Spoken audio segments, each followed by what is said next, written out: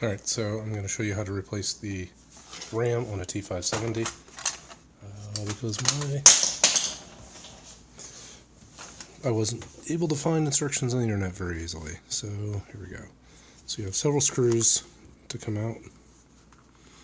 These screws actually are self-retaining. So you just go until they're loose. So there's one there, one in this back corner.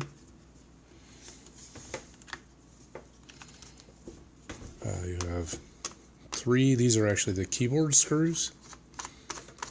So if you need to redo the keyboard, just unscrew these three right here in the middle, and then flip it over and slide the keyboard forward.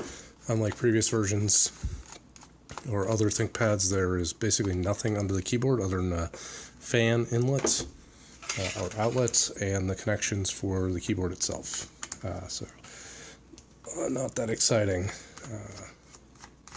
So there are 1, 2, 3, 4, 5, 6, 7 screws. These are actually rivets, so don't worry about those. Alright, so you're also going to need a spudger, which is a thing like this.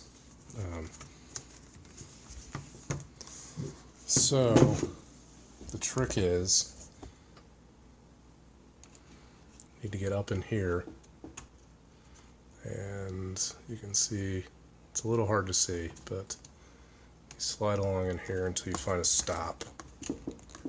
It's a little hard for me to hold the camera and do this, but there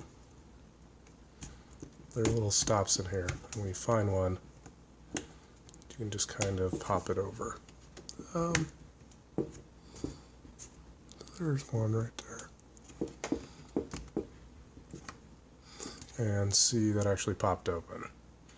So you kind of come along doing that. And unlike what I just did, don't release it back in as you come along. So you can see two of those. The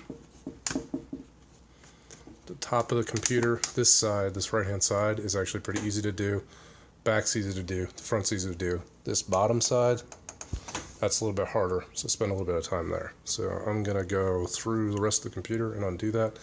But like I said, you need a spudger, which is a tool about like this. A guitar pick sometimes works. Don't use the pick part, use the back side, the flat part.